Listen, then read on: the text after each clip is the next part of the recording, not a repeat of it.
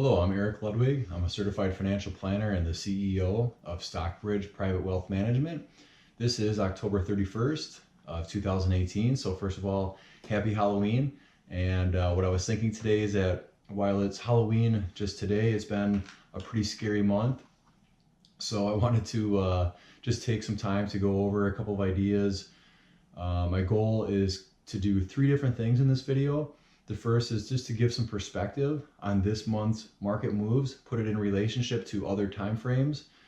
And then I want to repeat just some solid advice. These are things that you already know. Maybe there'll be a couple of ideas in there, but I always feel like the fundamentals are always worth repeating. And then the third thing is just to give you an idea of some things that we're looking at, which give us some confidence in this market. So first of all, let's put things in perspective. This month, stocks, out of 22 business days, out of 22 trading days in the month, stocks have actually dropped value 16 of those 22 days. And then so the question is like, well, how bad is that? Well, the last time that you would have seen a month like that where there's been 16 down days out of 22, you have to go all the way back to the year 2000. So that's how rare it is. Happens say once every 20 years. In terms of performance, stocks are down about 10% for the month. So what's kind of unique, I guess, is on average, once per year, we have one of these 10% corrections, people call them. The reason that this may feel so uncomfortable is because all of 2017, we never even had one losing month.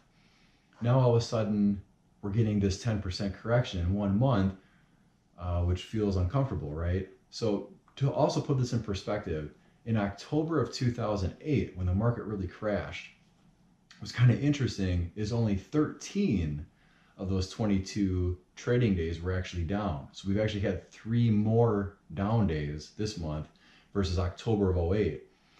But in October of 08, there was 8 consecutive days in a row where the market fell. And in those 8 days, the market fell 23%. So, is this a market crash? No, of course not. Could it be the start of one? Even that, we'll get into this, but no, I really don't think so. It's a oversold market. But I thought at least some of those statistics would be interesting to put things in perspective. So that's stocks. What about bonds? Even this month of October, bonds are down about 3 to 5%. So depending on the credit quality and the maturity length, so even bonds have gotten beat up. And then even for the year, actually, bonds are down about 10%. So let's focus back on this month. Bonds are down for the month.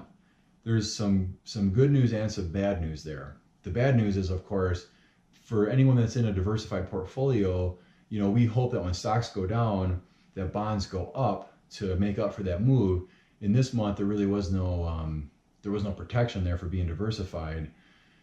That's the bad news. The good news is that bonds are down while stocks are down. And the reason I say that is because, think about this. People are selling out of stocks, which is what creates their prices to go down, but they must not be reallocating back to bonds. And the reason that must be true is because otherwise we would see their performance go up, right? Anytime there's a over purchasing of a security, its price is going to go up. We haven't seen that in bonds. So I think what that's telling us is that people are selling out of stocks. Yes, that's true, or they have at least for the month, but they're not putting that money back to work in the bond market, which is actually probably a good sign that people are not what they call flocking to safety or having that flight to quality trade. It's actually people have been selling out of stocks but then sitting in cash. And I think what we've seen the last couple of days as I'm watching the market here on my other screens is that the market has been going back up. So that was just kind of interesting. Now I just wanted to repeat some advice. These are all things that you already know, but they are good fundamentals, so I think they're at least worth repeating. And I want to do this maybe in the form of some questions. Sometimes that's more helpful. And the question that you could ask yourself is, when is a good time to sell? Is it when the markets are down? No, right? Is it when is a good time to buy? Is it when markets are down? Yes, right? So sometimes it's kind of funny to me that we get, a little overexcited about markets being down. But if you think about when you're trying to put cash to use, the best time to buy is when markets are down. So think of it this way, if someone has millions or billions or whatever to invest, like in some large mutual funds or investment firms, if you're trying to buy on up days, your own purchasing makes the price of that go against you, right? So if you think about what smart money does, smart money actually waits for down days to make purchases. Like there's a famous story, or maybe it's not famous anyways, but Howard Marks, a guy that owns Oaktree Capital, talked about putting $400 million per week into the markets starting, I think it was like June of 2008 all the way for the next year. Every week they were putting like $400 million into the market. And from his own words, they do that on purpose, in a bear market, because that's the only way they can really get better prices. So anyways, you guys already know that stuff. The one investment adage that I think is interesting though is it says, what the wise man does in the beginning is what the fool does in the end. And so you think about people that are buying at this time is what the wise man's doing. Fools are sort of waiting for markets to feel better and then they'll buy again. That's probably not the best time to do it. One thing I just wanted to reiterate, that while this is not a good time to sell, it is probably a good time to do a reality check. To do a reality check on what your true risk tolerance is. When markets are up double digits, it's easy to say that I can accept a 30% loss and I'm comfortable with that. But if someone starts losing sleep, being down 5% for the year or even 10% for the year, and you find that that's what your true comfort level is, I think it's good to acknowledge that.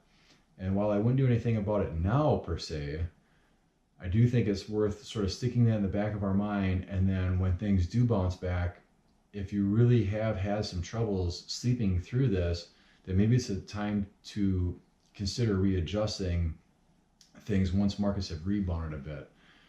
So that was one thing I wanted to mention. The other is that again, in the form of a question, just asking yourself, do you have enough cash banked for when we do have a recession? And this isn't for everybody. That question is really meant for retirees that don't have pension, Social Security, or that their investments are creating the income that they need. If someone's just making withdrawals in retirement and they don't have enough income coming from their other sources, the problem that I see people get into is that in a down market, people are selling out of their funds, and then when the market rebounds, it makes it that much more difficult to recapture their previous market value. Whereas if someone that has enough cash banked that can ride through that and not have to sell during those times, it really puts you in a place of power. And this is maybe kind of corny, but it's something I wrote down, is that when do ants prepare for the winter?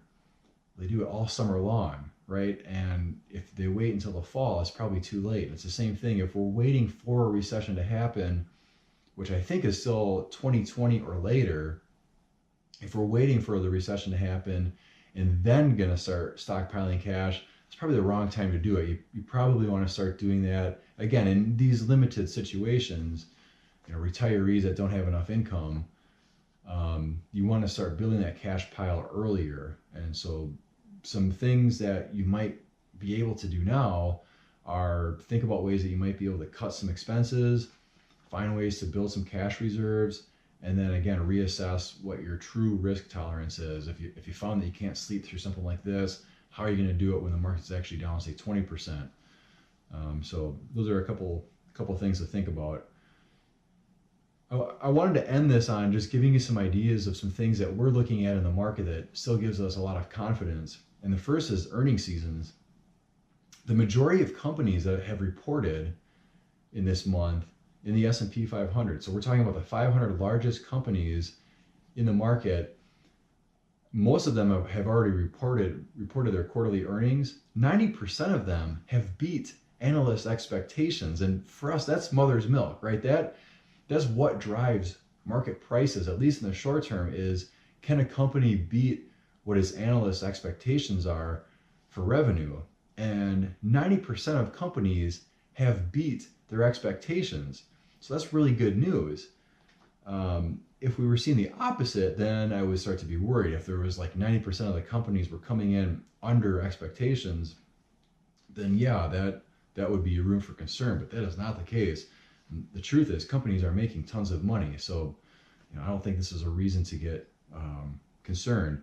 The other thing that we really like looking at is the junk bond market, and something that we talk about is that it's not over until the bond lady sings.